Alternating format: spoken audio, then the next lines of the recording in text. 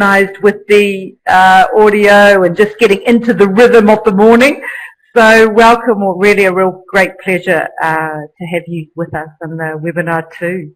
So here, just as a practice, we did the whiteboard the other week, and it's just about practicing the tool and also getting into the content of the day. So in terms of webinar one, we asked you for your homework. So what are some of the challenges in the NENA region that social protection can positively impact on, in your view? You can write, you can use the chat box, or you can use the whiteboard, or you can just verbally say it, just to get us used to the technology and into the content of the day, like I said.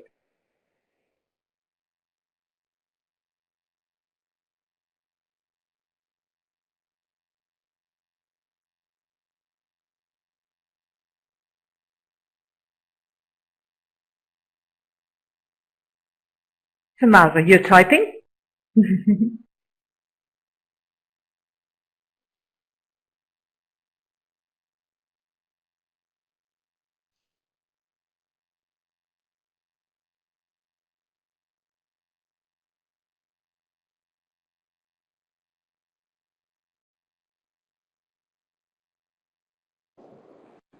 Good morning, Maram. Can you hear me?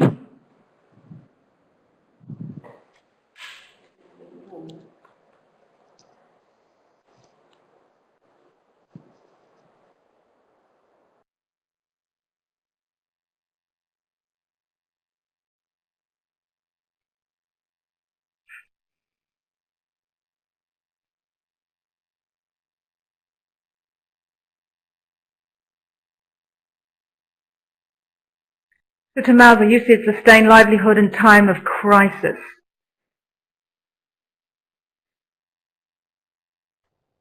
Maybe it's better if we talk. Great. Yes, it's that. Yeah, just keep it short and yeah, great. It's pretty much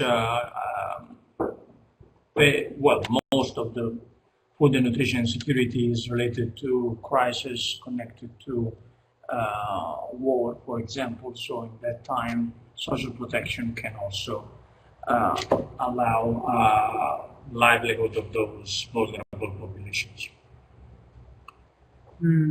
Yeah, great. Thank you. Anybody else like to join in the conversation, or actually write on the board, on the whiteboard? May I speak?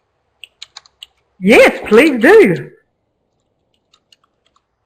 All right. In the case of my country, of Lebanon, I believe the social protection can help a lot in decreasing the tension level between the Syrian refugees or displaced and the hosting community.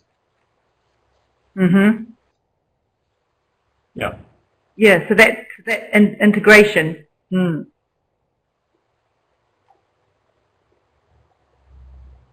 Okay. Oh, reduction of migration to urban areas, and that will be a focus. We'll be focusing on migration today. Great. Any more?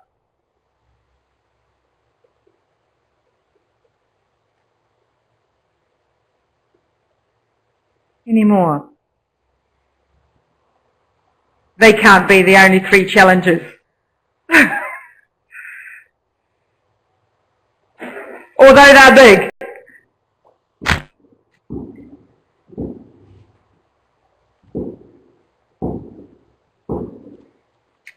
Feel free to use the chat.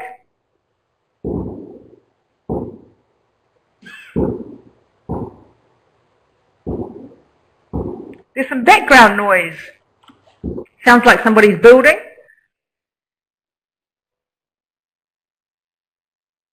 Or destroying. Oh, here we go, Tommaso. Okay, you've expanded. And please do use the chat too, as verbally, to express yourselves. Oh, Atusa, countries in the Middle East and North Africa region face a number of challenges, including ongoing civil unrest with associated displacement of people. and disruption of services, stagnant economy. Yeah, for sure. I mean, the challenges are huge and complex and interrelated, aren't they?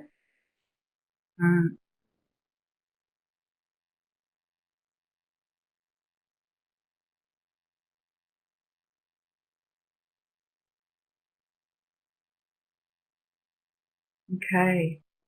Yeah. And high unemployment. Yep. Food insecurity and rising malnutrition exacerbated by import dependence and natural disasters are too. So yeah, Flavia will be talking about that in depth around the food subsidies in Egypt. Great point. Thank you. And engage youth in order to increase global food production and achieve food security. Wonderful. And we'll talk about, actually, Omar will be talking about the labour and migration, particularly around youth, yeah, in the case of Tunisia. Okay, wonderful. Just a couple more minutes just to get you warmed up, and just to, for other ones, thank you for those contributions. And we really want, of course, to be as interactive as possible given the constraints of the technology, but our modern world. So just a reminder, so you've got the speaker microphone. If they're green, they're alive and on. And do try and mute, and then when you want to speak, obviously unmute. And we've got the raise the hand function to the right. We'll probably be using that just to add a little bit of interactivity. But there's a few options, including as me as the speaker to speed up, slow down. I know I am a New Zealander, and the English accent is quite difficult to understand sometimes. My E's and I's sound very similar. So please let me know. What are you got trying to eradicate poverty through graduation programs? Wonderful. Are you involved in that? And Lena, you're typing too? Great. So we've got some options on the right under the raise hand. Yeah. I'd like to. Yeah. Okay. Good. Thank you, Wadi. Yeah. So just once again, yeah, you're using the chat already, and the private chat. You know, you can connect with individuals. Lena, you've got. Sorry, I'm jumping around, but I want to capture these. Lena, migration, nutrition, climatic changes. Yes, allowing income or poverty are among the challenges. Yeah. Big issues. Okay, so just in terms of just finishing off with the ground rules, it's really repeating what I've already said. But so we'll make a start, and this is today's agenda. So we'll do sort of the reconnect and refocus what we've been doing. We're going to explore like half an hour on you and your context. So that's about you getting to know each other. And also seeing the linkages between each other, the similarities and differences, because we'll be using that sort of lens in terms of presenting you with some case studies around food subsidies and social protection and labour. To see the linkages and the similarities and differences in those countries with you in your own context. So, so you and your context will do half an hour. It will be quite interactive. And then Flavia is going to present around food subsidies using the example of Egypt.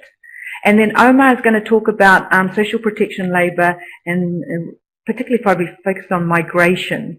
So they're two really deep case studies that we can just use as a lens to see what are the issues, challenges, similarities, differences, linkages, and just the sheer complexity in dealing with these issues. So, and then we'll finish off with Q&A and next steps. So looking forward to webinar 3. So that's their agenda, and the objectives, just to walk through them. So create an understanding of the specific regional challenges and best practices for social protection in rural areas in the MENA region, and understanding how food subsidies impact food and nutritional security, which you've already raised as a challenge. Explore what countries can do to expand social protection to rural areas and are doing what you're involved in already. And identifying these linkages between social protection, labour and migration. And then there's a parallel process. So there's a content and knowledge, but also just a reminder and of your own system thinking skills. So seeing it as a big picture, seeing it as a complex system of interrelationships of positive and negative. And finally, and really importantly, is to continue to get to know each other and build a community. So that's the plan. And right off, we are going to remind you of engaging. So in the wider community is the Twitter. So we'll here's the Twitter feed, and pose questions, interact. I don't know if you do use it. Actually, let's do a hands up. Who uses Twitter at a professional level? I'll put agree. Who uses Twitter? Let's have a look. Use the right hand, raise hand, and put agree if you use Twitter, just to get a feel for actually who uses it. Marjan, okay. Yeah. Are you active? Are you active on it, Marjan? Anybody else? Have we just got one Twitter? Yes, I do. A Twitter person. Great. Okay. Engaging around social protection? Yes, exactly. No, Lena. Not yet. Not on social protection. Okay, good. Flavia, I'm a bad millennium and I do not use. I'm millennial. Wonderful. So those who do use Twitter, it is an option. So thank you for that. Okay.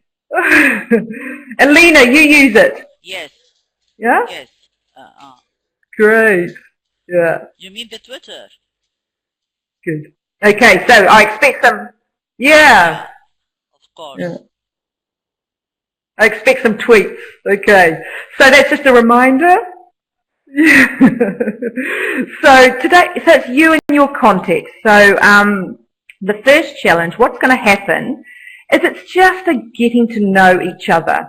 So Chiara will put you in breakout rooms, and you'll find yourself in a breakout room, and you look on the attendee list to see who's there in your room. There'll be like maybe 2 or 3 of you, 3 or 4.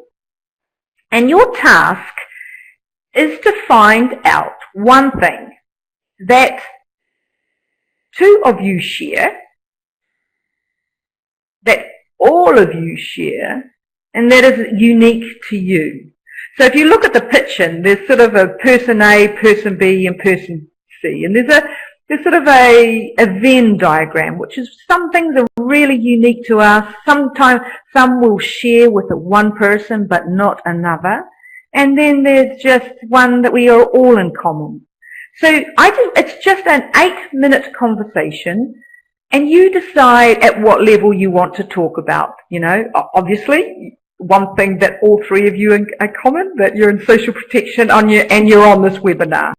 You might want to talk about other things, your values, beliefs, experiences, hobbies, whatever. But it's just 8 minutes for you to connect with another a small group of people. Is that okay? We'll just try it out. So you'll be going into a small group, and yeah, very soon. So Chiara, go ahead, and we'll see what happens. Okay, I go. And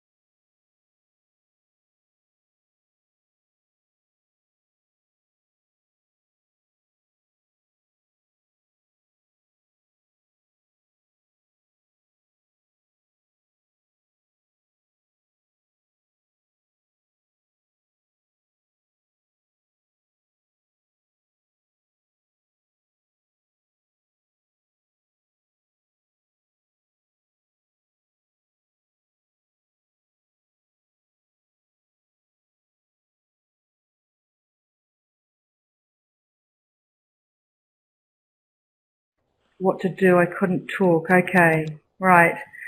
So we're back in plenary. Don't know how the other conversations went, but that was just an opportunity. Our group went from sports to food. So we sound like we've got some good chefs. What did the other group talk about? What were some of the themes?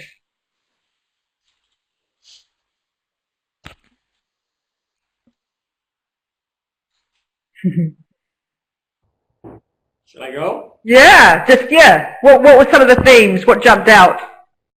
Well, it came out that two of us have a social protection background and two don't, so that makes it first. And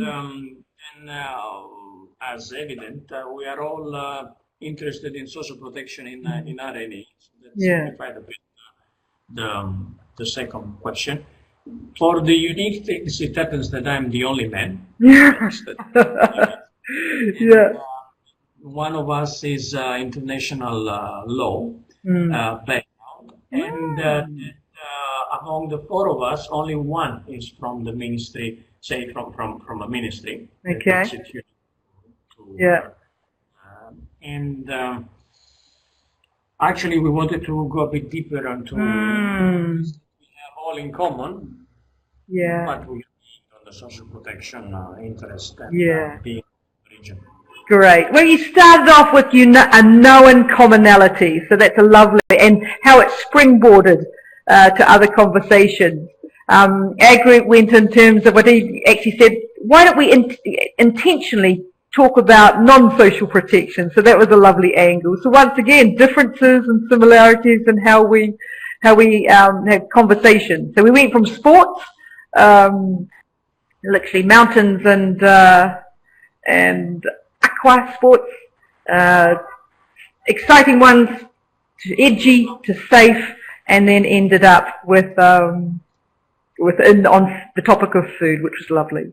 So thank you for interacting. Here's another opportunity, because what we're going to do is focus on two countries in terms of case studies today. So you're from the region, or the country itself. So what are some of the key aspects you already know about these countries in terms of social protection and rural poverty? Egypt and Tunisia. So just really 5 minutes in a plenary. We're not going to break you out in groups, but basically you can use the text, you can use the draw function over here to the left, or you can use the chat. You can verbally just talk, just 5 minutes. Excuse me, can I talk? Yes. Hello. Yes, I know about the Egypt experience in the social protection from the last conference that we had in March about social protection in the rural areas. I was so much interested in the Egyptian practice on that level. Also in Tunisia, I know about their achievement on the level of canteen scholar. What do you say it? The free meal at schools, the canteen free meal at school in Tunisia. It was a successful experience. Okay, thank you. Oh, great. Okay, great. Thanks, Lena. What really struck you about hearing about the Egypt case in the conference? What really jumped out?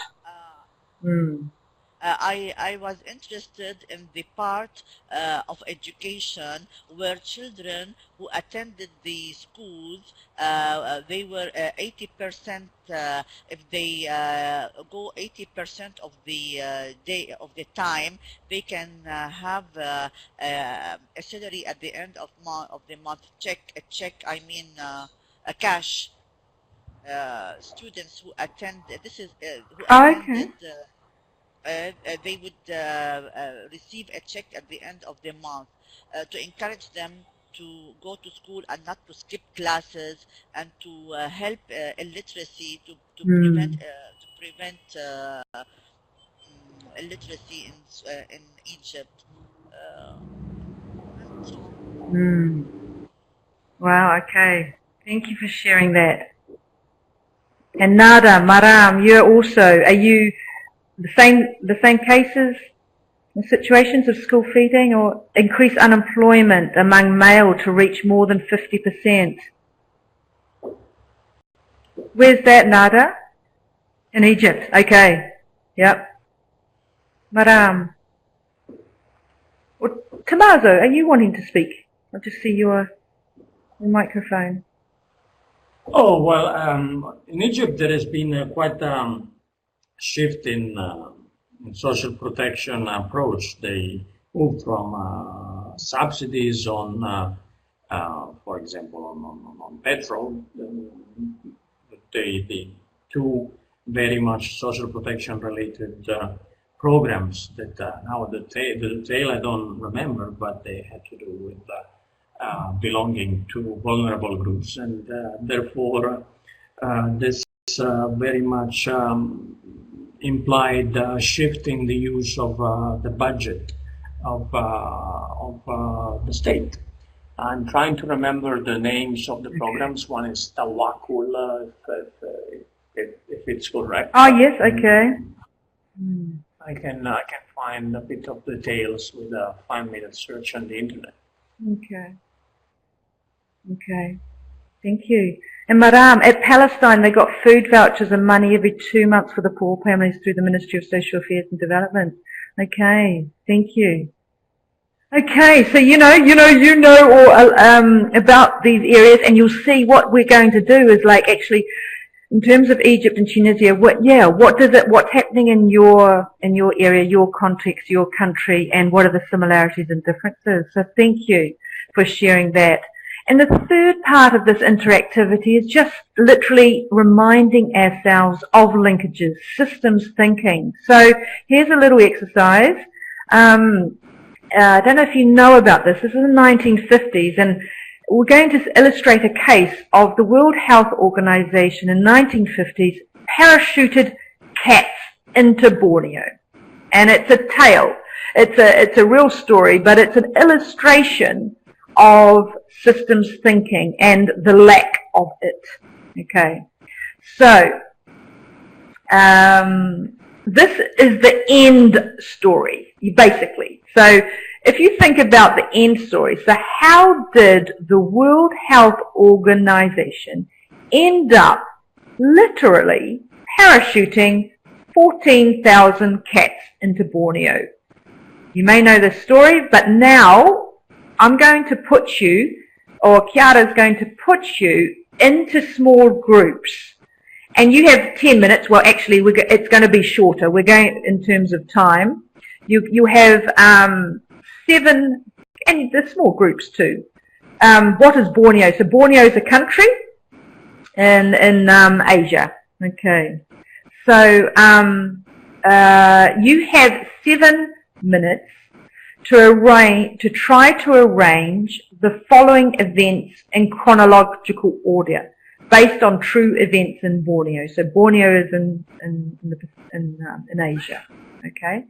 So it's a small country, and so if you look at the events, so there's a number of them, decide in your group what would be the right order that would end up that WHO would parachute cats into Borneo.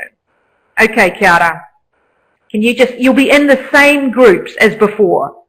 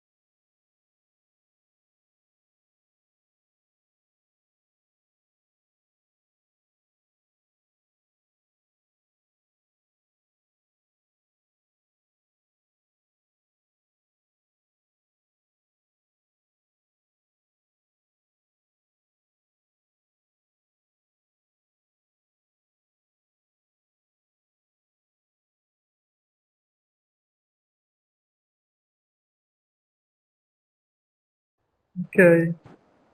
Great. Thanks, Kiara. Welcome back, everybody. So, who found that difficult? Or actually, the question is, and use on the right-hand side with the hand, who thinks they've got it in order? A clear agree or a disagree? Who thinks they've got it in order?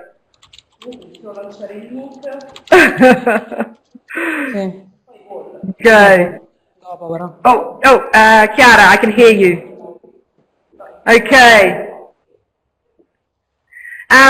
It is difficult to do it in a group. It is, isn't it? It's difficult anyway to make decision making in a group, but particularly with the technology is an added. But also just difficult, just different people's perspectives or how they see the linkages. So what we're going to tell you, so in terms of this is how it was the story. It's a 3-minute video, and Chiara will provide a link to you, which will go to the YouTube and you'll see it. Okay.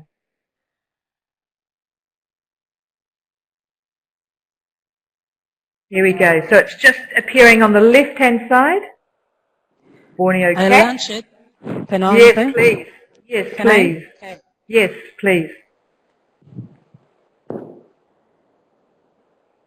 If you write anything on your computer, you need to get graphics. I write pretty much all day, every day.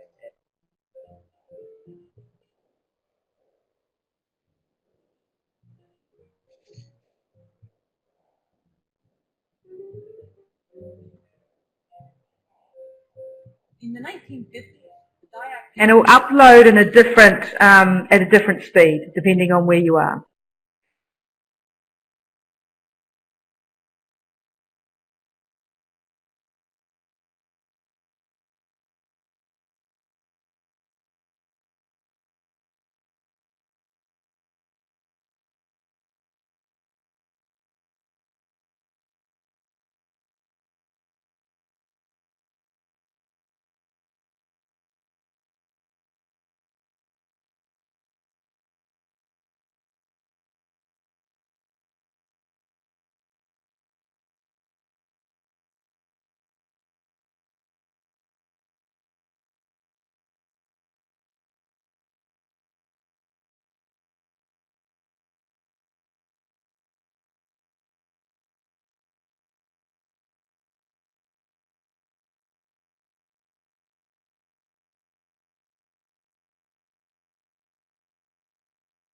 Is it playing?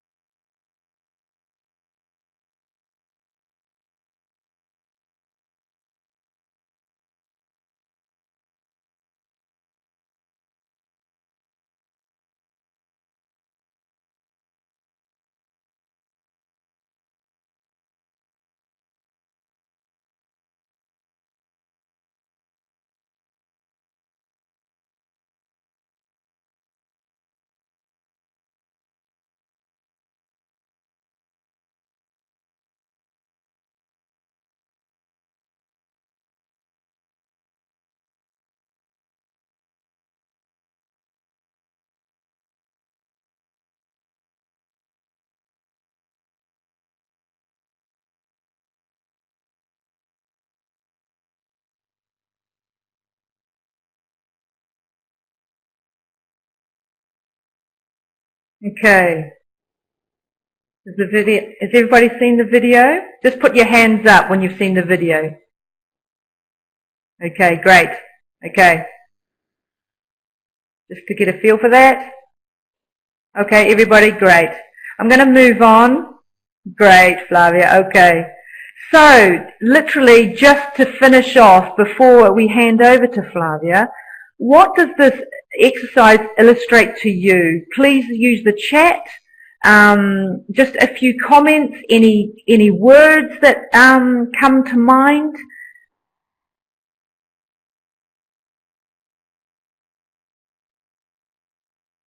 I've turned off my video, by the way, people, just in terms of saving that. So any comments? Quite a strong example, I think.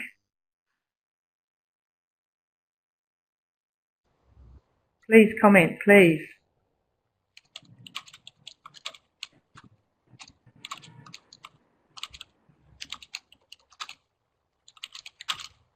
Tommaso, Maram. Yeah, Wadid, yeah, please just even verbally say it. Yeah. How could who think of DT in the first place? Yes. And this is the 1950s, and so isn't it our change of thinking and the impact? Logic, the lack of logic, where, isn't it interesting, where some people think it's logical, but it seems now, in hindsight, when you see it all together, it's illogical. Okay, great. So the benefit of hindsight, but also foresight, isn't it? Yeah, great. Any more? No. Nada, Dina, yeah. Sometimes solutions cause more problems, yes. Didn't they think of side effects? Yes, these are great questions.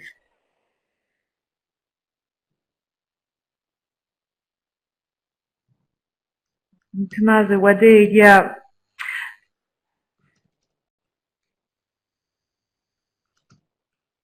I'm trying to start my webcam again. Yeah, we've got it. Yeah, just to finish off, they were trapped in a vicious circle. So just this, yes, and just realizing that. So what do we need? Is it of the 1950s? Yes, Tommaso, and I think I will turn off my webcam. And so this vicious circle, and it's like, so just a reminder of seeing the linkages, looking, being able to reflect and take a step back and see the system, the interrelationships. These are complex problems and they require a really strategic systemic thinking. So thank you for that. And on that note, I'm going to pass over to Flavia, who is it's really early in the morning in Brazil, so I really appreciate her being so present. And she's going to talk about food subsidies in Egypt, and you've already, there's existing knowledge in the group already. So over to you, Flavia.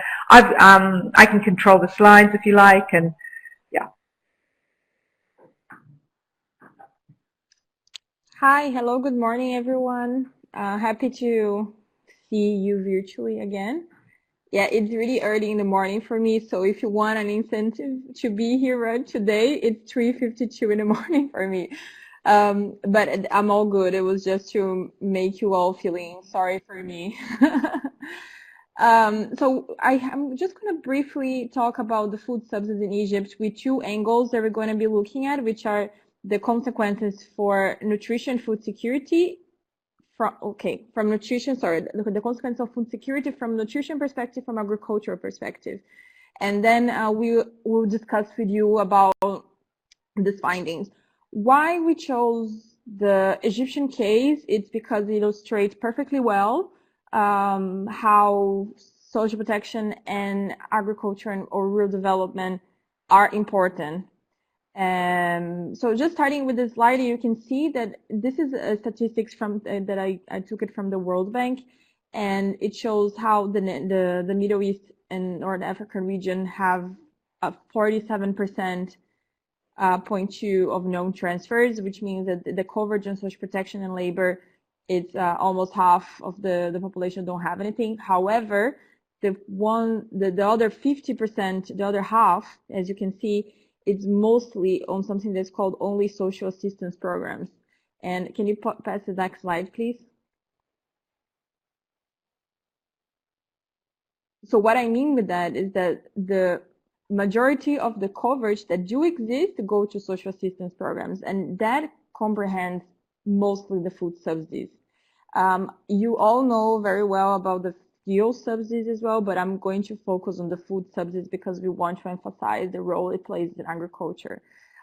This other data that I'm showing you, it is from 2011. So yes, I'm pretty sure it had changed. It has changed until now, but I am confident that it hasn't changed significantly a lot.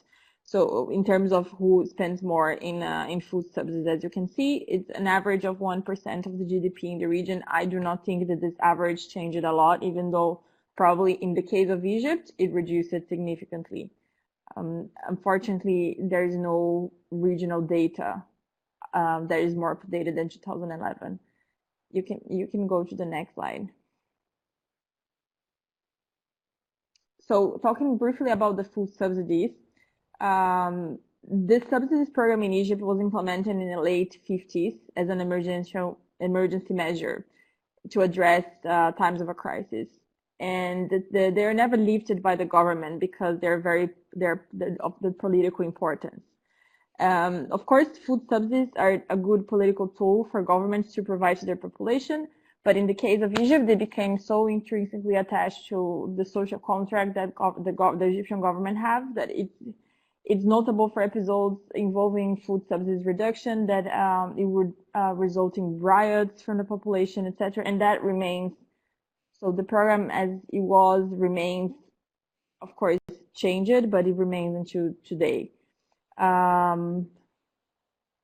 If you go to the next slide, no, sorry, keep it this slide. It just, sorry, can you go back to the poorest quintiles? Yes, just quickly telling, no, the poorest quintiles, the pizza one.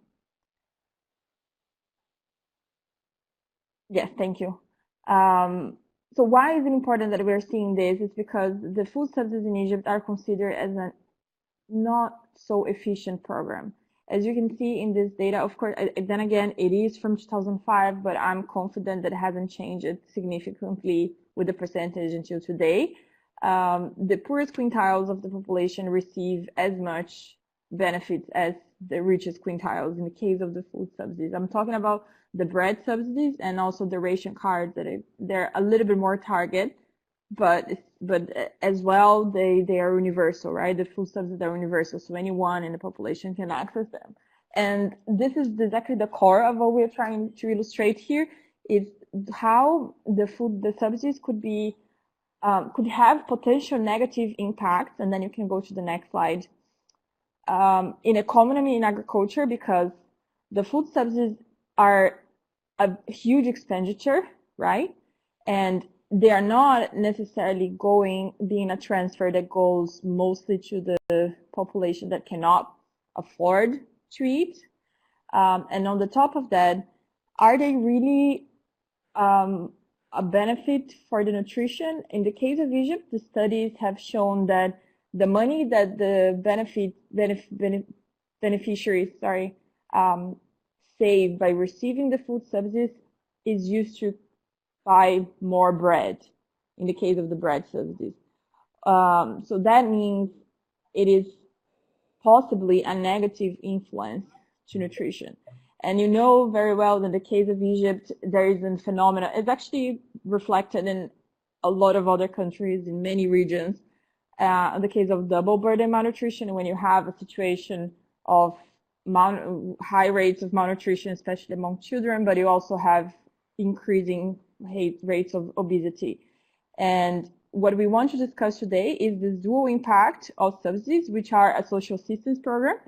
And I know you're probably going to mention that Egypt is reforming and is targeting. Yes, it's true. We're going to go deeper in this topic in the next webinar in 2 weeks. But for the moment, we're just looking into the importance of a social assistance program, both in terms of economy and agriculture. It's an expenditure. It really makes Egypt more.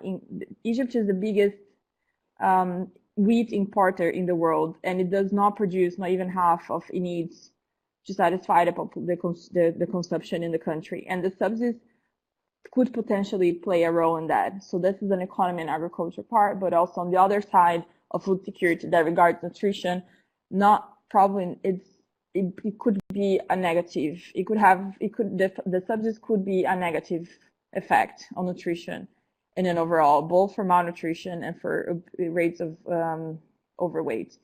So I would need to ask Penelope to help me to explain the exercise right now, and then we will discuss it as it goes.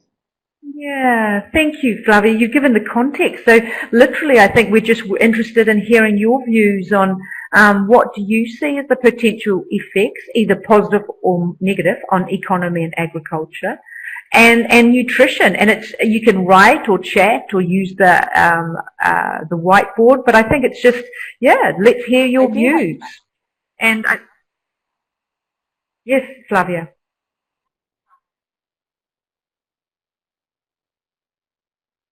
Did you want to say, Flavia?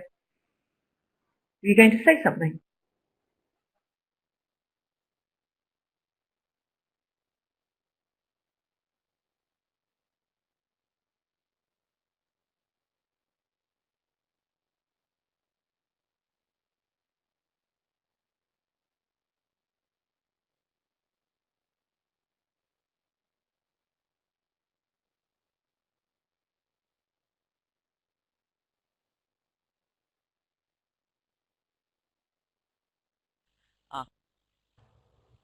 Excuse me? Great, Nada. Yes.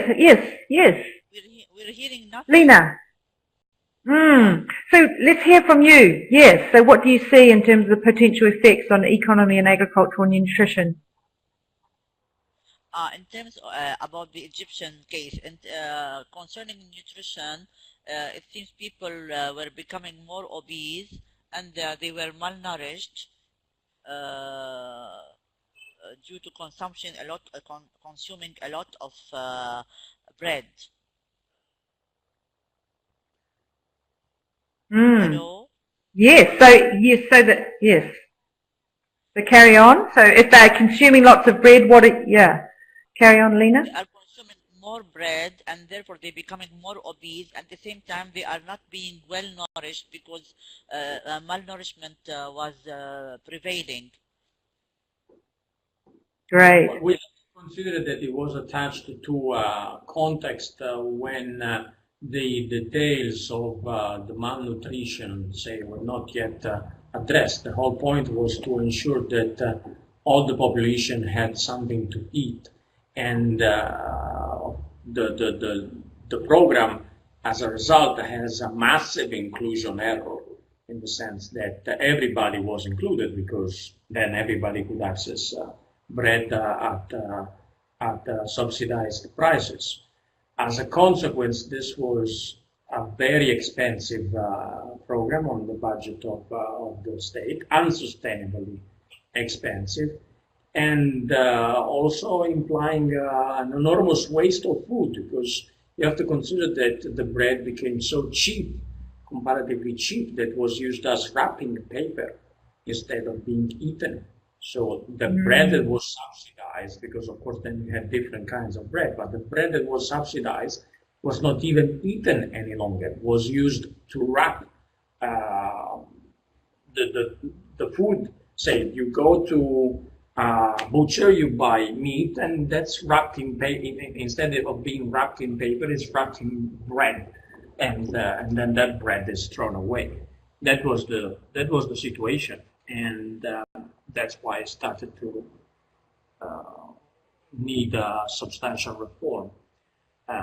Although the vulnerable groups remain quite vulnerable, and therefore I hope that they don't move into an exclusion error, which would be worse for Egypt.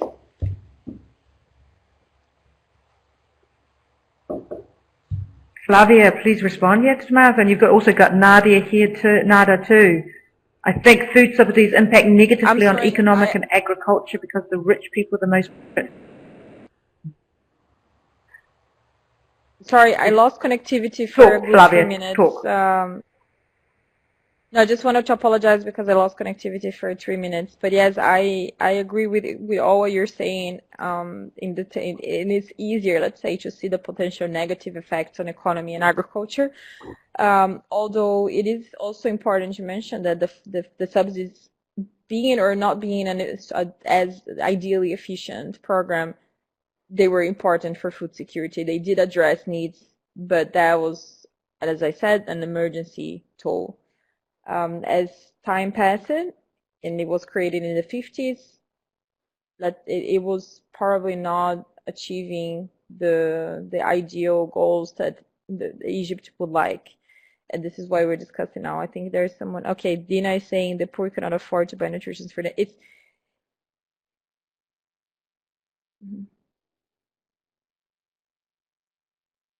is anyone else?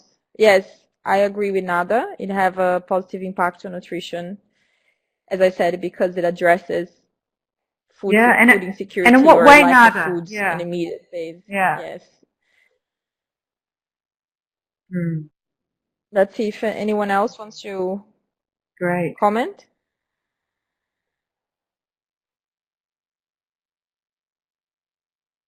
Nada, you're typing. Feel free to talk as well.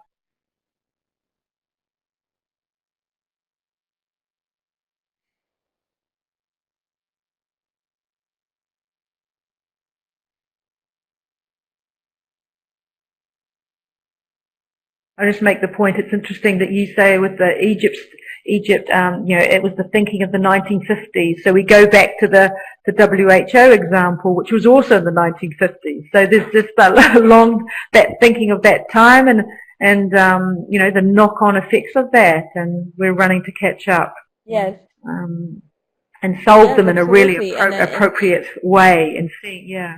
Mm.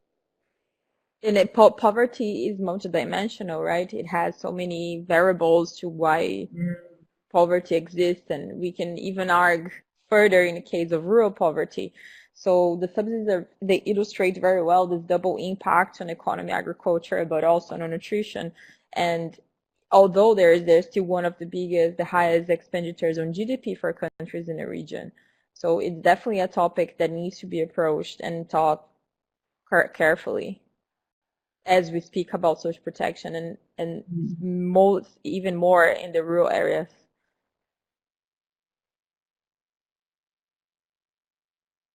Atusa, you've got your microphone on. I'm wondering, if you want to say anything, Lena, in terms of Marjan.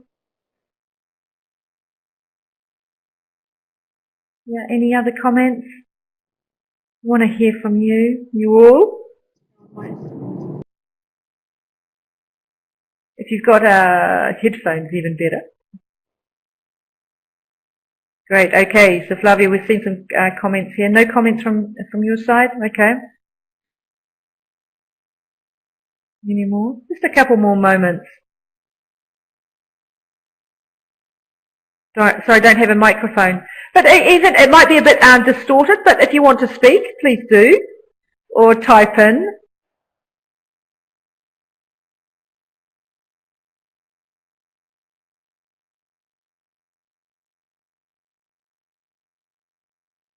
Okay.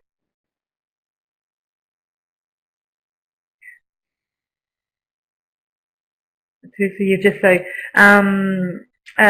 just any sort of wrap up comments, Flavia. Tusi, you don't have any comment. Flavia, just a wrap up comments, and then we'll move to the next phase.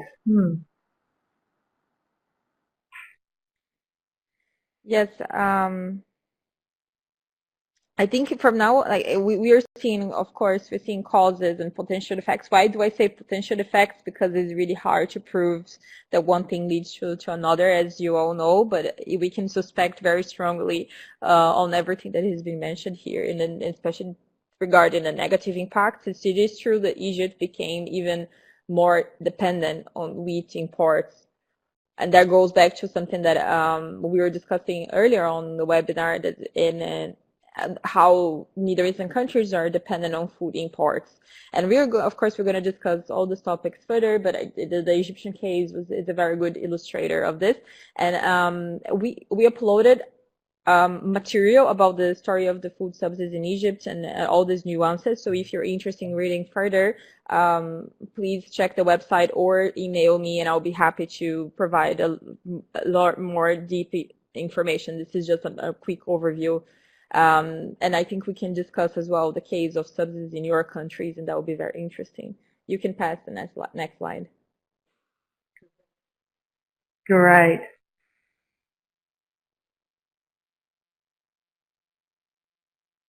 Okay.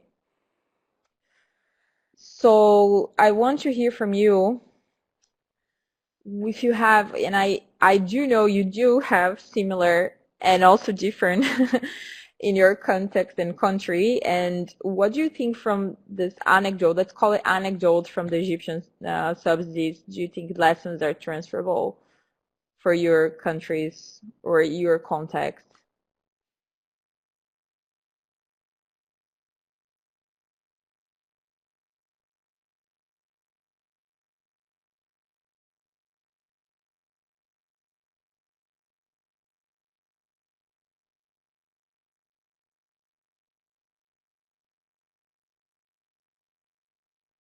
Everyone is hearing me?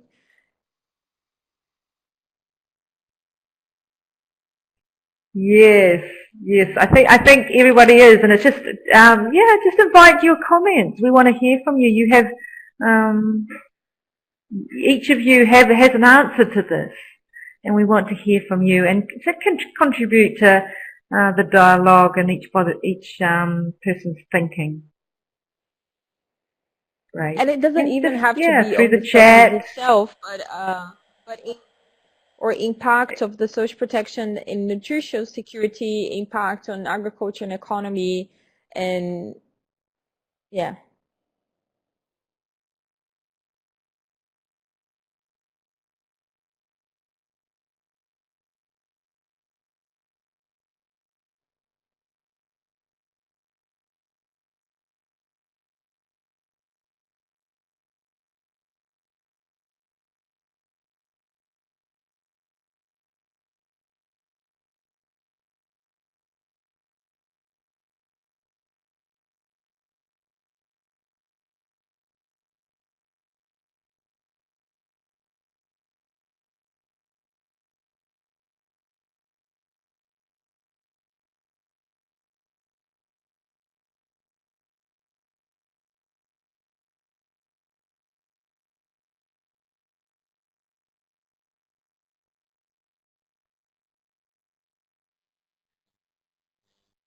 Hello, I just want to check that everybody can hear. So, or is there, is online and engaged. So raise your hand if you're here.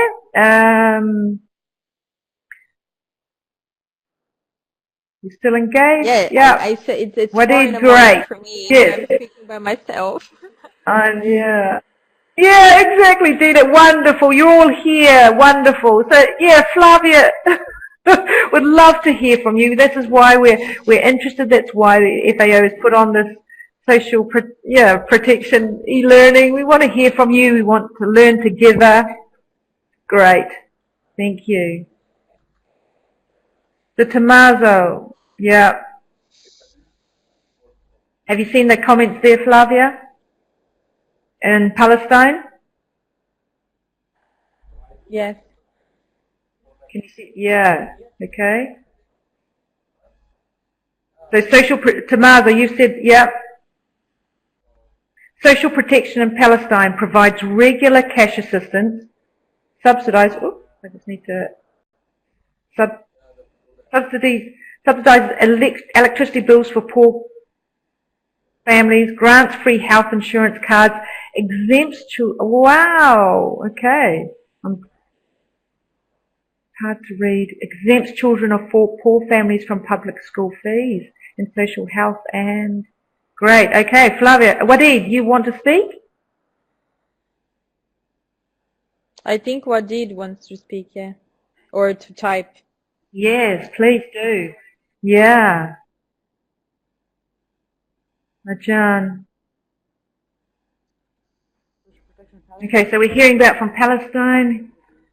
Iran, we do not have any similar experience as well, but of course most lessons are transferable here. So what are the lessons for you? What lessons will you take forward, Marjan?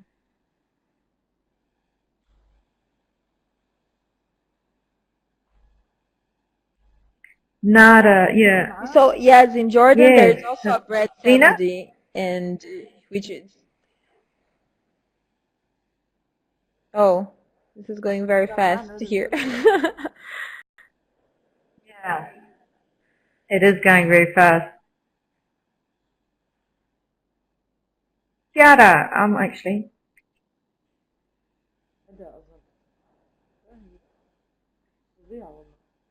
So I have a different question, just so we can compare.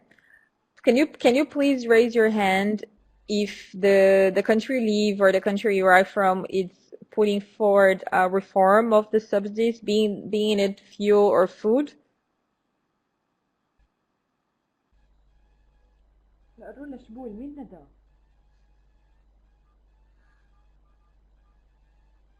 Okay, use the hand, raise your hand.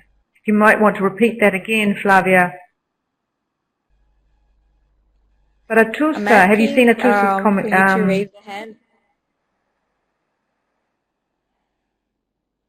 Yes, and that was what inspired me to ask if the country you're from or the country you're working is putting forward a reform on the food subsidies or the fuel subsidies. Okay, raise your hand.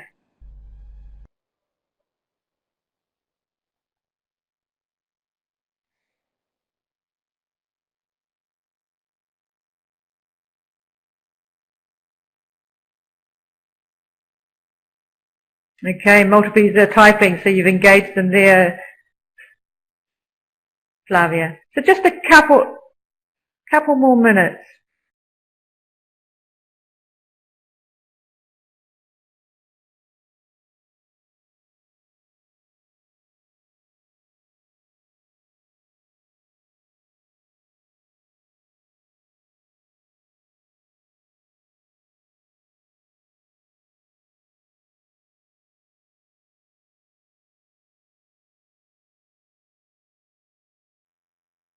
So Flavia just wants a show of hands. Is there a reform of subsidies happening in your country? So for a yes, press agree like that.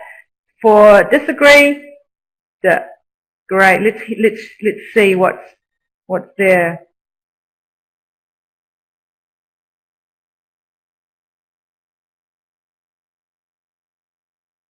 Nada, Tusam, yeah. Would you like to speak?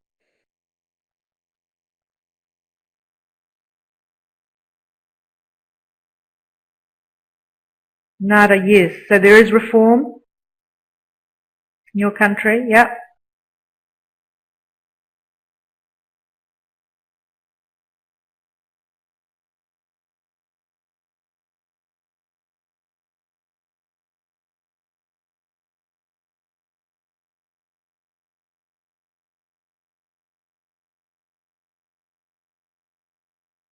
Okay, just a couple minutes.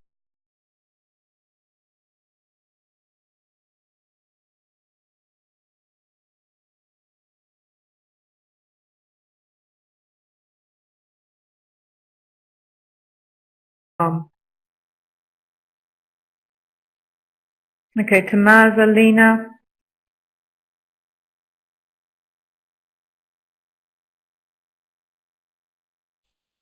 Yes, Tamaza, Flavia, huge debate, but no I'm substantial reform typing. yet.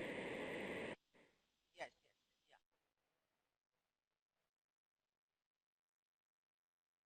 Great, Lena.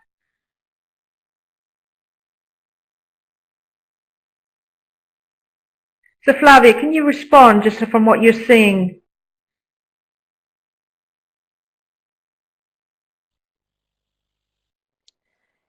What I see is the trend that it is a trend in the Middle East to reform the subsidies. Yes, yes. Do you prefer to type or you prefer to say, Lina?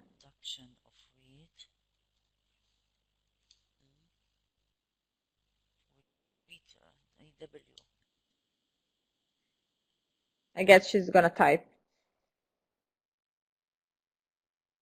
Lena, please, you're really clear and you were speaking, and it's much faster, so just feel free to talk, Lena.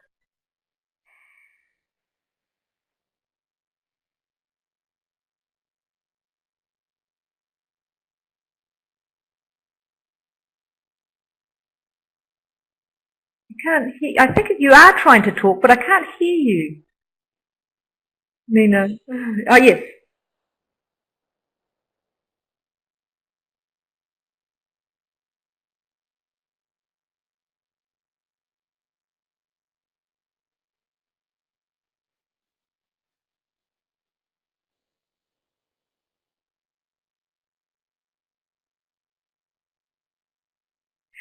Yeah, Lena. Go ahead. Oh, okay, so okay. There's just a connectivity problem there, Lena. I'm going to probably have to move on. Yes, we can hear Yes, you. We just want to. I think. Yes, please speak. Yes.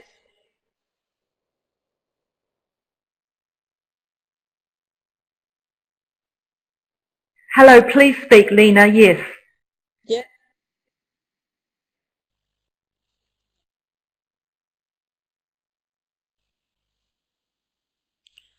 Hello, are you hearing me? Are you hearing me? Yes, we are, Lena. Yeah. And consumption of Arabic bread. Yes, we can hear you. No, 1 minute, please. Are you hearing me? Are you hearing me?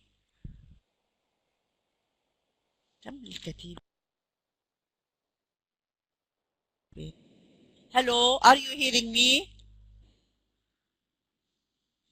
Yes, keep going, Yes, Lena. carry on. Yes, we can hear you.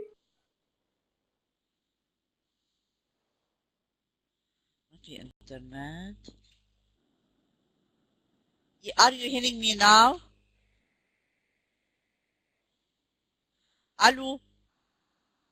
Okay. I was trying to. Thank you. I really appreciate that. No, you're very succinct, very clear. Flavia.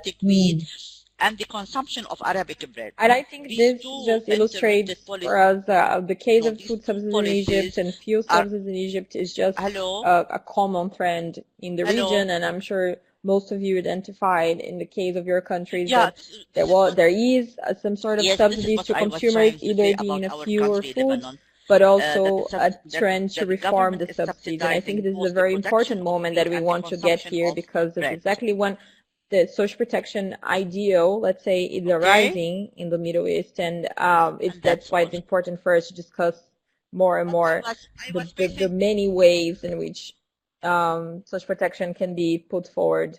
And I think we can go ahead now. Thank you.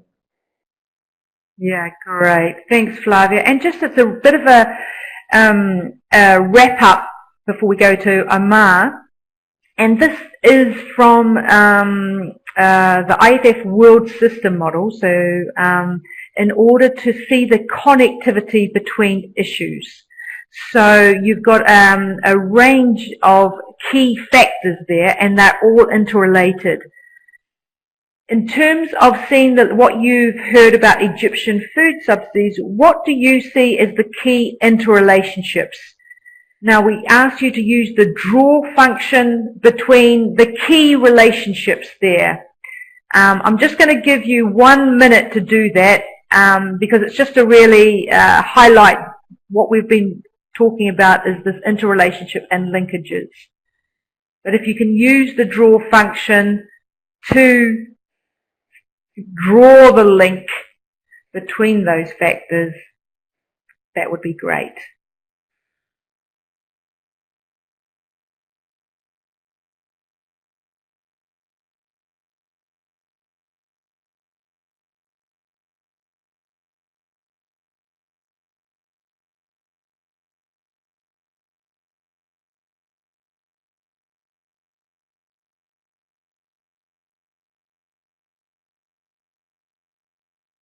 Okay, we're seeing community resilience and health and well-being, so a strong link there. Okay, great. Other people will maybe see it differently, or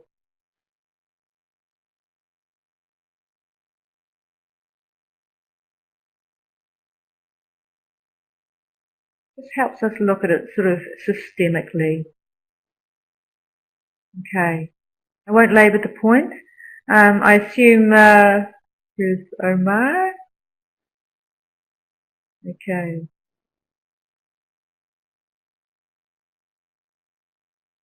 Anybody else see it differently? Or if you want to chat?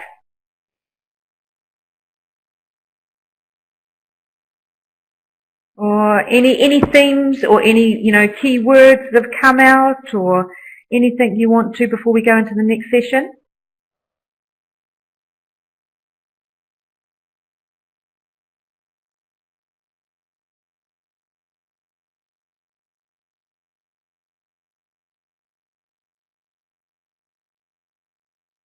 Okay, water availability and climate change intensity. Okay. Relating, wonderful.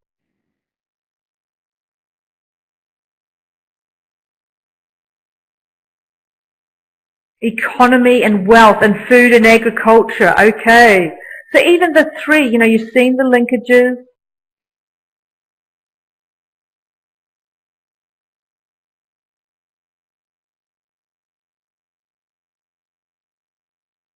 I'm just typing, yeah, okay.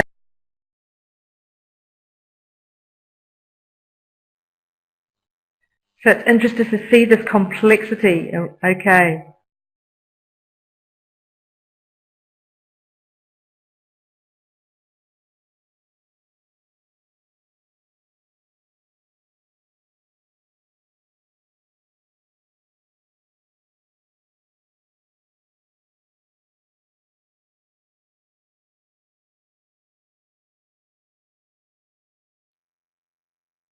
Okay, we're seeing community and resilience and economy and wealth, so that strong linkage. Okay.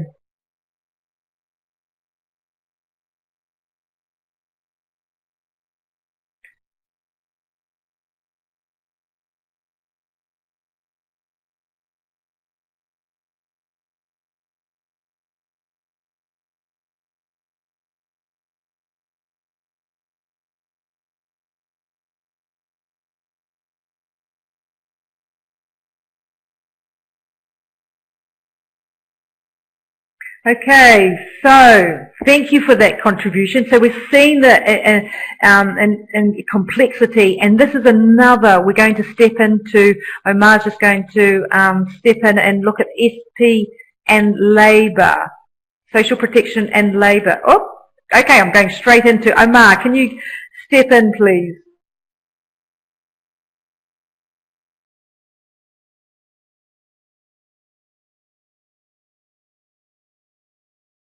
Working pretty well.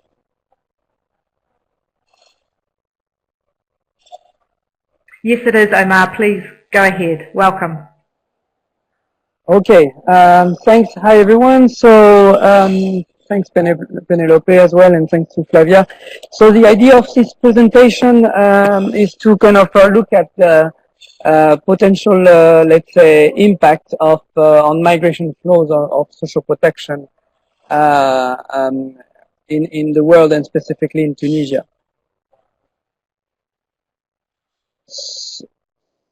So just to go back to the case of Tunisia, just to give you some facts. So if you look at what's going on in Tunisia right now, and since 2011 and the Arab Spring, the so-called Arab Spring, the migration flows in Tunisia have quite changed a lot. So Tunisia became like a transit country with a lot of refugees or migrants in Tunisia coming for Tunisia for reasons linked to conflict and instability, but also staying in Tunisia, but waiting also to leave Tunisia in order to find a better life out there. Why is that linked to this? It's linked to the fact that in Tunisia you have a high unemployment rate, a low quality of job, and inefficiency of the social protection system, which was not exactly the case before the Arab Spring. So migrants coming to Tunisia were mostly staying there. And also in terms of migration flows of Tunisians themselves, what happened is that we saw an increase of emigration of Tunisians to other richer countries looking for job opportunities and better social protection better social protection. And especially the type of migrants have also changed because before it was more skilled migrants looking for job in migrating legally, while now it's more migrants who are poorest, coming from rural areas and unskilled labor and emigrating in an irregular way. This presentation will focus mostly on migration of Tunisians. As you know, the topic of migration is a bit complex issue, and especially when you try to link it with social protection. And the idea here for this presentation specifically to showcase a bit the complexity of the subject will be to focus mostly on the case of Tunisian. Great, thanks, Omar. And just a question here, in terms of the group, would you add to any of the drivers? Would you add another driver, just to what Omar's been saying from what you know?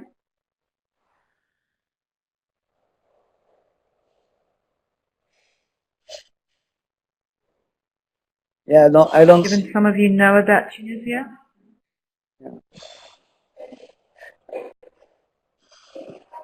So just anyone want to make a comment? Maybe if anybody wants to make comment.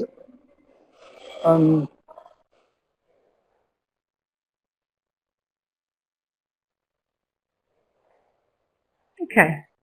Okay, so the idea is to also do, as I said, look at the potential impact of social protection on migration flows. So if you look at the case of Tunisia, and maybe it can refer a bit to your country, what we can see in Tunisia related to this is the fact that, as I said, the youth unemployment is quite high. The rate of youth unemployment is quite high, and the population is also young. So, I mean, those things are correlated, but the fact is that people do not have any access to jobs, and so have the tendency to emigrate for that. But also on the other side, most related to social protection, what we see in Tunisia is when you're poor, you're not also really covered by a very efficient social protection scheme. So if you look at the slide here that is presented, you see that only 40% of social safety net beneficiaries in Tunisia are officially are targeting Tunisians living below the national poverty line, which is quite a small percentage. Also, only half of the population is covered by health insurance. You have no employment benefits for people who lose their jobs, and you have only 37% of Tunisian population contributing to a pension payments. Also, in the meantime, you have a very expensive fuel subsidy program that is not really, that is untargeted, but also that is benefiting mostly the richest part of the population, and not really benefiting the poorest part of the population. So you can see that you have a limited coverage of the social protection programs in Tunisia. So it might also explain the linkages with the migration flows that we can see today. So just also to get back to the type of migration that we're looking at, I was referring a lot to immigration, but I should also refer a bit more to internal migration. That is also something that explains the migration flows in Tunisia. So from rural areas to urban areas a bit more richer with more opportunities. So, especially when I mentioned the fact that social protection schemes are unequally covering Tunisian population in Tunisia, is also referring to different regions in Tunisia that are not covered by the social protection programs. So if you look at this slide, as I said, we were focusing on the migration flows of Tunisians, but what we can notice as well, based on literature that we reviewed for this slide, is that mostly Tunisians that are immigrating are unemployed, irregular, informal, and rural workers, but also what we can see is when they leave the country, it has a positive impact on their livelihood. So mostly they find a job with a better salary and they have a better access to social security, and they also can send remittances back home to the families that they left. Also, what we can notice as well is immigration is also a security valve for the labor market in Tunisia that is also characterized by a high unemployment. So.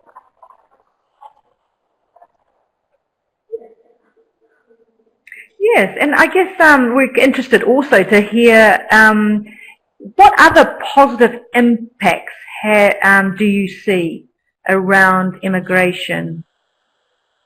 We would like to hear from you. Either put it in chat or speak, just to add to what Omar has been talking about.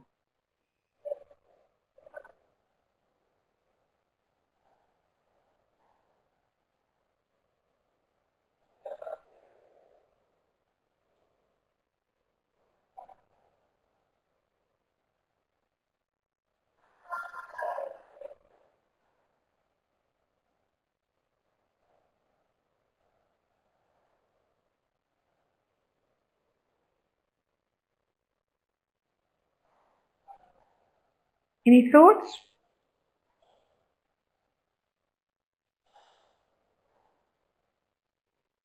So maybe to help you on this, Penelope. So most of the time we see immigration as something that is negative. No, we have a very negative coverage in the media related to immigration, and especially immigration to Europe.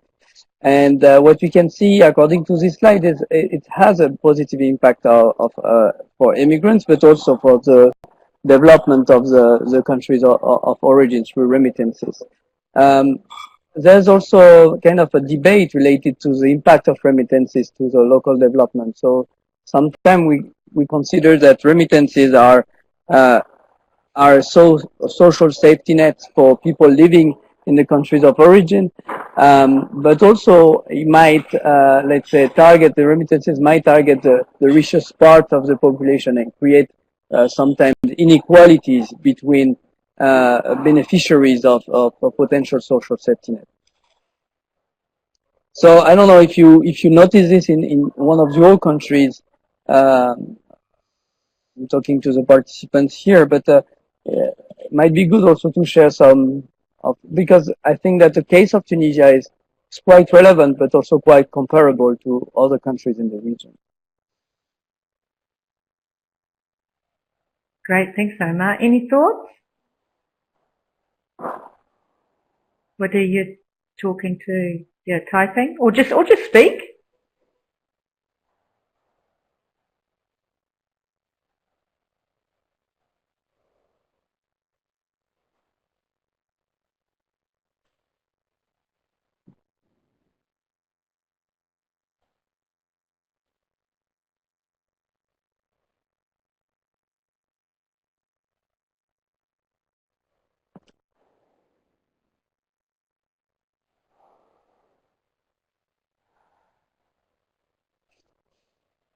Okay, did you see that, Omar? Actually, it is comparable to Lebanon, yeah? Yeah, no, it's true. Yeah, exactly. I actually thanks Wadi for your contribution. I'm currently in Beirut right now, so I'm working on a project with FAO on social protection, and it's true that it's highly comparable to Lebanon, where we notice that the actual social protection scheme in Lebanon is actually has also a limited coverage. You have the NPTP program, which is covering a small part of the poorest population so far, and you also have a lack of coverage of the National Social Security Fund on farmers specifically, who represent the poorest part of the population. So we're working on this right now, but I think that there's a clear link with existing migration in the country.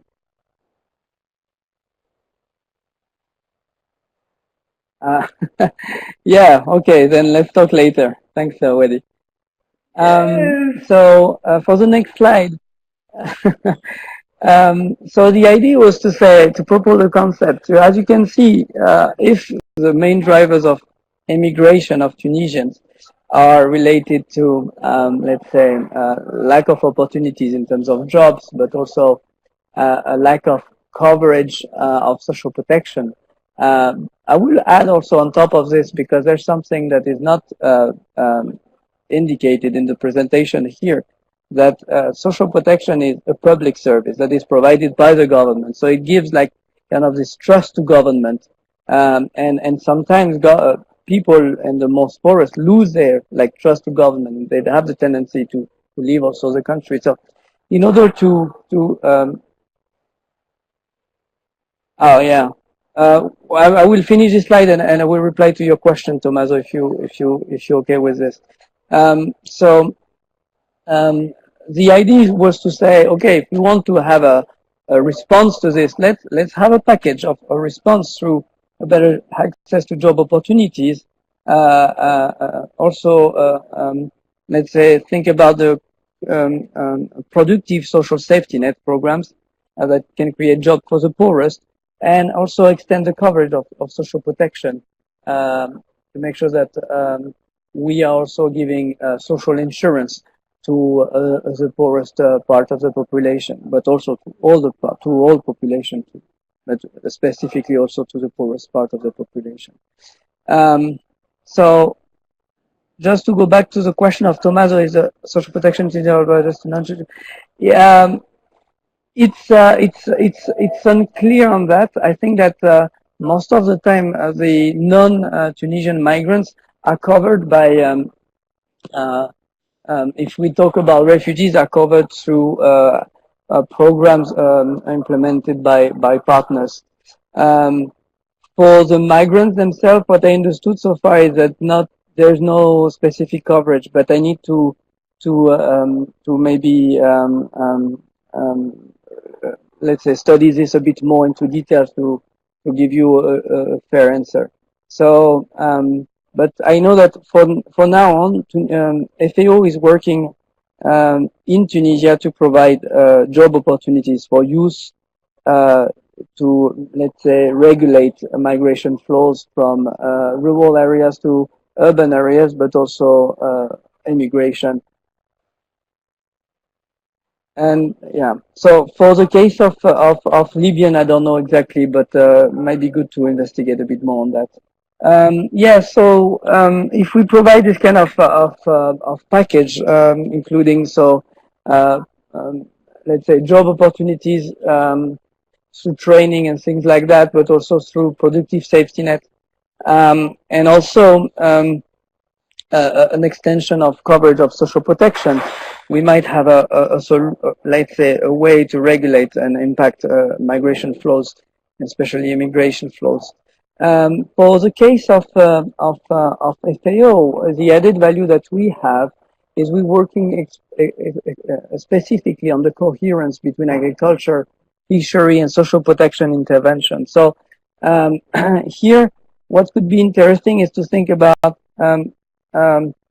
the case of Tunisia, as you can see, is mostly related to migrants coming from rural areas. So as they are the poorest part of the country, so they go to urban areas, but also go outside. And the idea was to say that FAO could provide an added value to this approach by looking at the coherence between agriculture and social protection that allows us to provide a better support in terms of social protection farmers, but also small-scale fisheries, and also give an added value in terms of job opportunities through productive safety nets.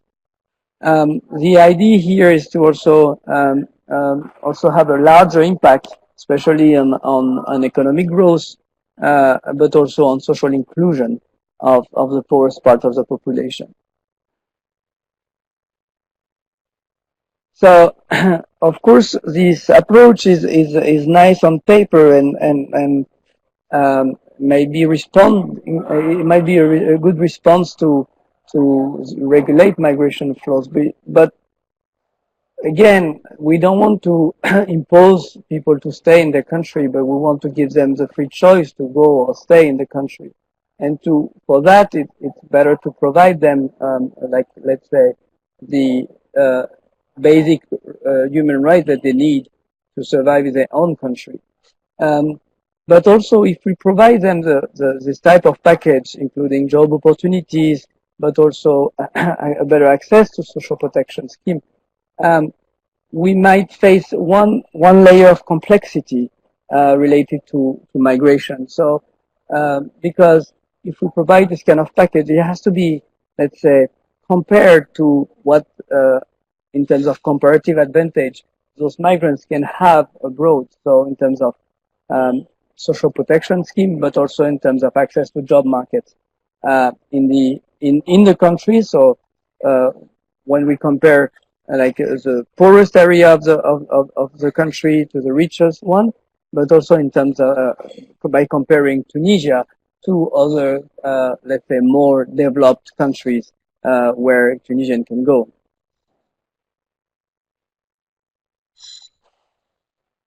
So again, another layer maybe of complexity is that if you look at this with a more global perspective, and I think that it also refers to Tommaso's questions.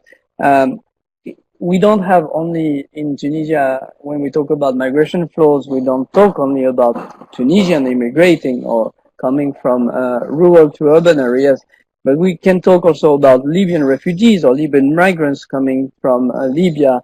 There's approximately 1 million Libyans living in Tunisia right now, and we can also refer to transit population from mostly from sub-Saharan Africa coming to Tunisia to to go to another countries with better conditions. So.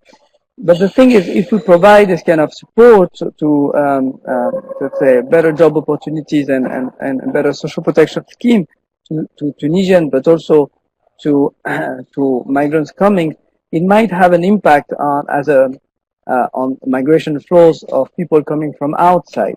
So it can have an impact in terms of pull factors for immigration in Tunisia. And this is something that also we should look at when we propose solutions. Or we have to assess the, let's say, impact of social protection scheme in terms of migration flows. So you can see that there's different layers of complexity, and this is something that we are currently investigating now in FAO, looking at the linkages between social protection and migration. So the idea of this presentation is not to give an answer related to what is the, let's say, solution on migration related to social protection, because migration is not a problem in itself. It's more a fact, and we would like to kind of assess the impact of providing better social protection to migrants. And see exactly what kind of impact it can have on the flows, but also how we respond to these flows through a better social protection schemes. So here the slide was to kind of maybe propose you to look at those different social protection programs, and maybe see in your country, respective country, if you can maybe think about what kind of coverage you have in terms of social protection, And if you can maybe think about what is the actual impact on migration flows in your country according to this. And also the second question I would like to ask you is to ask you if there's anything in your country, respective countries and governments, that is done to kind of, let's say, have an influence on migration flows through through activities or programs related to social protection. So these are my two questions to you. So it should not be only related to your let's say to immigration, as it was the case for Tunisia, but it could be linked also to immigration or refugees and things like this that might be more also interesting for all of us. Thank you very much. Thanks, Omar. So we've just got some polls, and I think there's, in terms of just a more, do you think social protection can have an impact on migration flows in your country? So we've got a yes here. It's a basic yes, no, maybe, don't know, or a no vote. And then, so please vote. There's a maybe on one. Yeah. Just let's hear from everybody. So we've got two polls, and then Omar has posed some big, some big questions. So we'll just have a, please again, your chat, your comments, just a couple of moments to wrap up. Yeah. So there's a yes and a maybe here. 4 of you have voted. Chiara, can you, in terms of the government, what's happening in respective governments, can you please post that as well? Just broadcast the results for the first one, and then we'll go to the second question.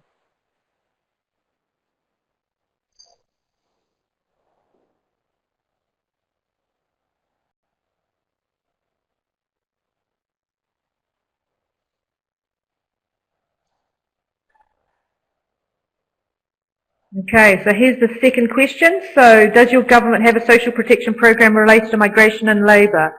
There's a no, 100% out of one person. There's a no, don't know. Okay, yeah.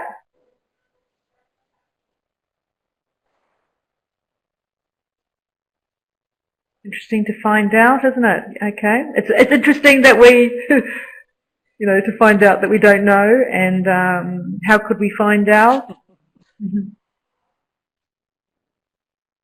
Okay, and any comments just generally in terms of what Omar has been very succinctly presenting? Any thoughts? I'd like to hear from you. Thanks, Omar. If you can respond to whatever comes up. What have you noticed already? Okay.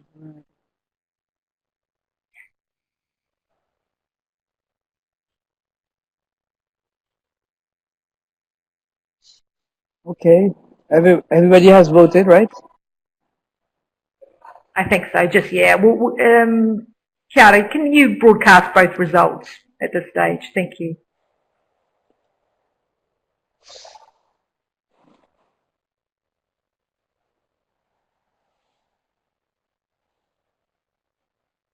Okay.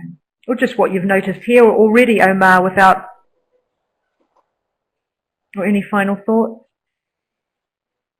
On my side, yeah, I was thinking that no, thanks for the results. I think that first it's interesting to see that you all think that it's yes or maybe that social protection can have an impact on migration flows.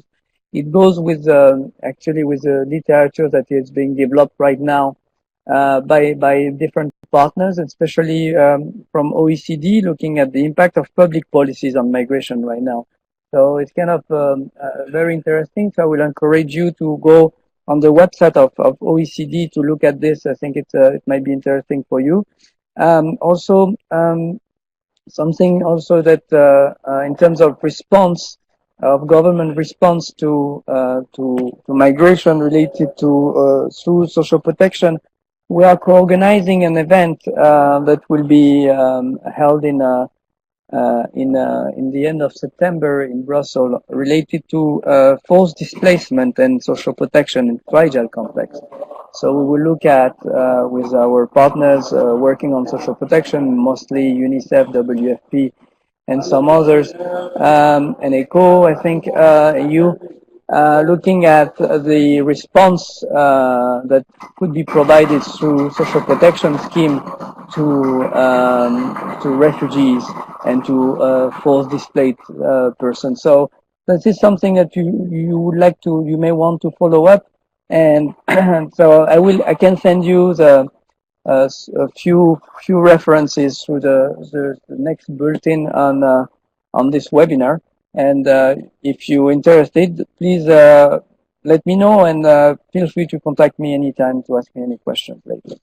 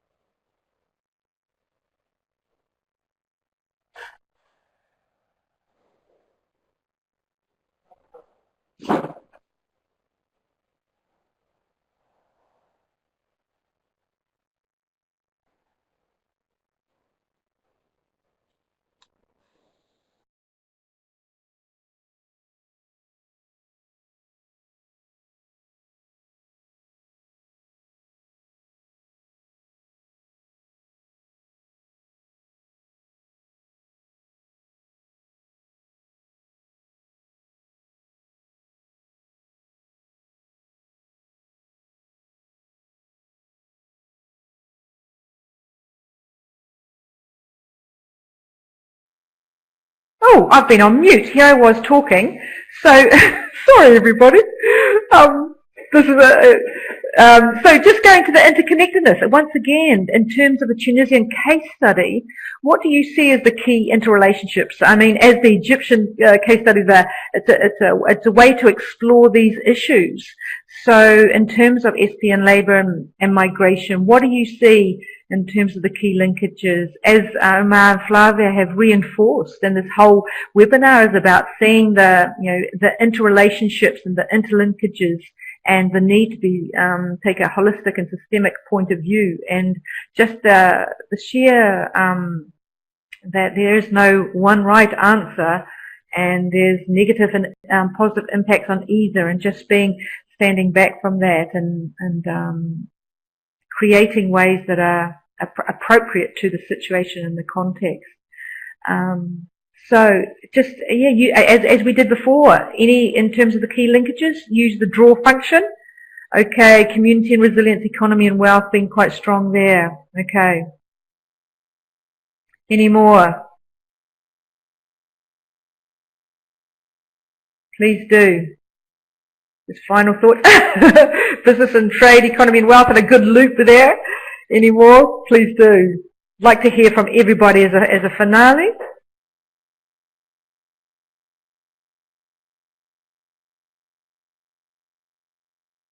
Business and trade, yeah. Employment, wealth generation, yeah.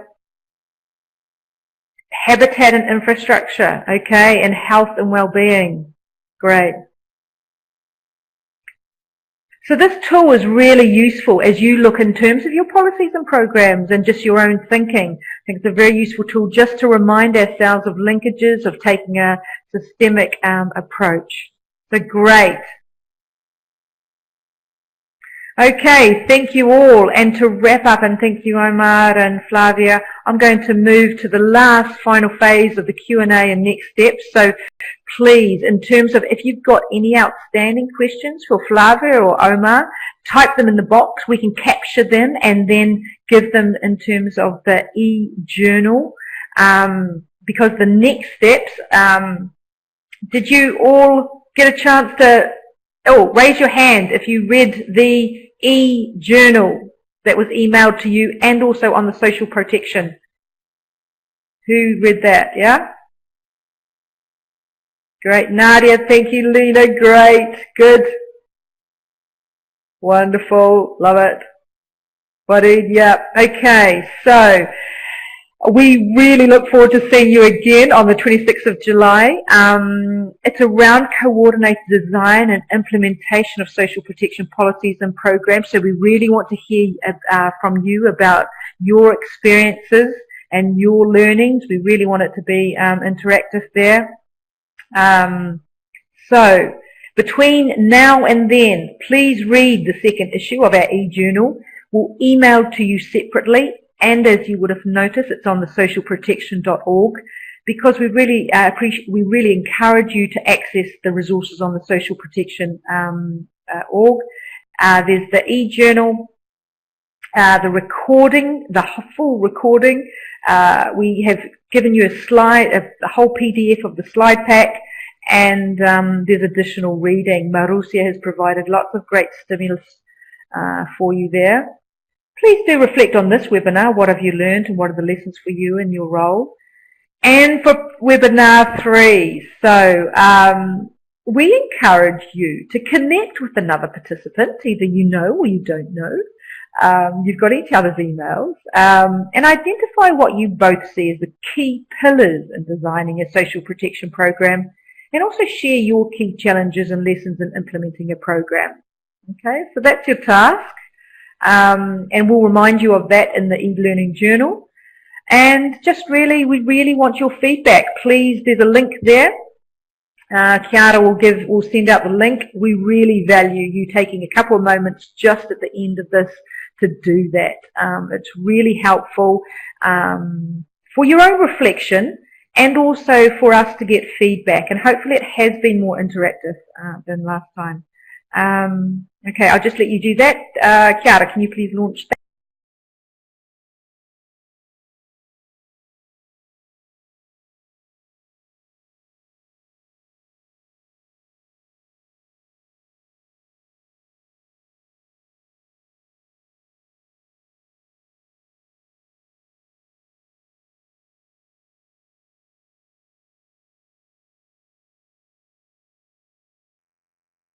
Okay, that's the survey link. You've just seen that there. Click on that, and also please comment, chat. Please. If you've got any outstanding questions or burning questions or anything about anything really, and it's a great big thank you from all of us in the team. Sort of, yeah. Right in front of you and behind you.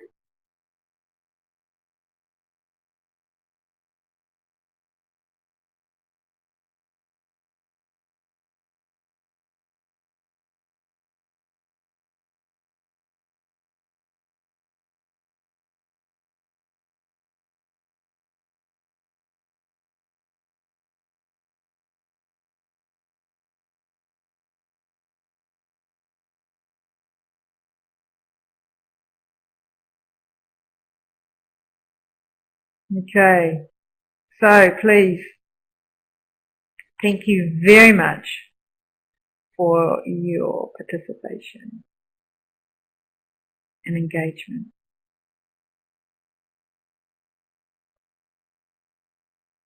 Great.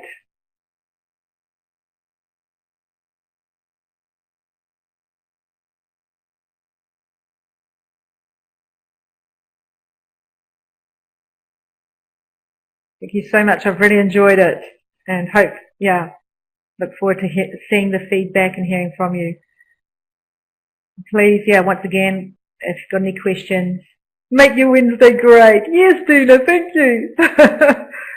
Lovely. Wonderful Wednesday.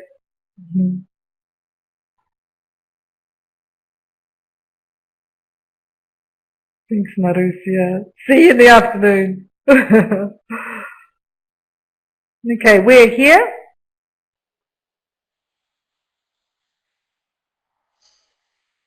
We're here for any outstanding, but we'll see you, see you again.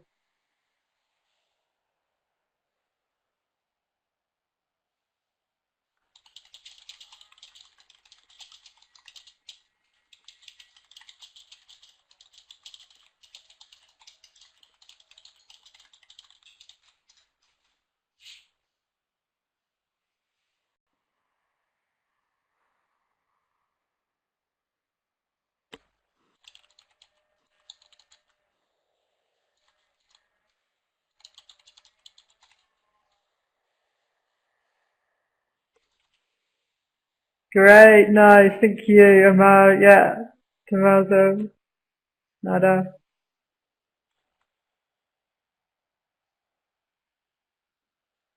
Thank you.